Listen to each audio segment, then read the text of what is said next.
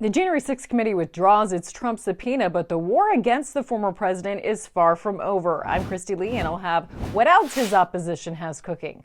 Plus, surprise, after Zelensky gets his U.S. tax dollar payout, find out who he's linking up with now. A British MP is demanding a stop to the COVID vax, and now that the CDC has been exposed for how it handled the pandemic, hear what it's turning its attention to now. Starting today with the January 6th committee backing off, sort of. MSN is reporting the Select Committee decided to drop the subpoena it had issued to President Trump. Democratic Representative Benny Thompson, the chairman of the panel, wrote in a letter to Trump's attorneys that the committee is formally withdrawing the subpoena because it no longer can pursue the specific information covered. Harmeet Dillon has a different take. She is claiming victory. She tweets, "After my firm filed suit on separation of powers grounds to block the January 6th House Select Committee's illegitimate subpoena to President Trump over his activities while president, the committee waved the white flag and withdrew subpoena." Meanwhile, Select Committee member Liz is still lurking. The conservative brief reports Liz Cheney is hinting at a 2024 presidential run. Cheney has taken every opportunity to say she will do whatever it takes to stop Trump from being able to even run for president. Guess who signed up for the World Economic Forum in Davos next month? President Zelensky says Ukraine is in, according to Not the Bee. Not only that, but he says they're teaming up with BlackRock in order to pay off their debt after the war with Russia. BlackRock CEO Larry Fink is a member of the WEF Board of Trustees, and here's a reminder of how delightful he is. Well, behaviors are going to have to change, and this is one thing we're asking companies. You have to force behaviors, and at BlackRock we are forcing behaviors. BlackRock is also known for their ESG program, a way of scoring people on behaviors Fink thinks should be controlled based on environmental, social, and governance standards. Here is a portion of Glenn Beck breaking that down. Social justice. How woke are you? Have you told your people to be less white? Are you anti-police? Is it okay to protest and march and burn down cities for BLM, but definitely not, because you are against the vaccine mandates?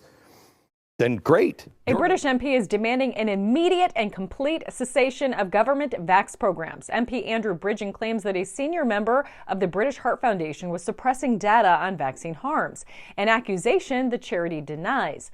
Bridgen made the claims earlier this month in a parliamentary debate. He argued that regulators and government advisors were merely pawns of the pharmaceutical industry and Bill Gates.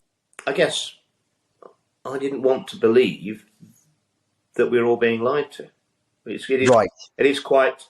I mean, it does change your perspective on the world, and look at the position I'm in, where now I have to come to the conclusion that we have been lied to. We've been lied to by scientists. We've been lied to by politicians, and we've been lied to by advisors. He says the jabs must stop in light of clear and robust data of significant harms and little ongoing benefit. Opposition says Bridgen has no evidence, yet the MP has published on his website a list of supporting references used in vaccine harms debate speech, which he says support the scientific references for his claims. As more suppressed data is revealed, the CDC has been awfully quiet about the pandemic. The agency has been more focused on LGBTQ inclusivity. Breitbart reports the CDC is pushing teachers to measure their commitment to the cause. It's issued an assessment tool for teachers and school admins about their faithfulness to queer theory, including encouraging sex ed teachers to have gender-neutral anatomy, referring to boys as body with a penis and girls as body with a vagina. Parents Defending Education founder and president Nicole Neely says the inclusion of numerous links to resources and activist organizations amounts to little more than bullying teachers, administrators, and school health professionals who might have reservations about affirmation and inclusion efforts in schools. So here's today's takeaways. The January 6th Select Committee has withdrawn the Trump subpoena after his lawyers' challenge. Zelensky has taken the money and ran with it all the way to Klaus Schwab's WEF. A British MP is demanding a stop to vax programs, and the CDC is turning attention to LGBTQ inclusivity during a supposed ongoing COVID emergency. To learn more, be sure to go to AmericanFaith.com and subscribe to our daily newsletter. For American Faith News you can trust, I'm Kristi Leigh.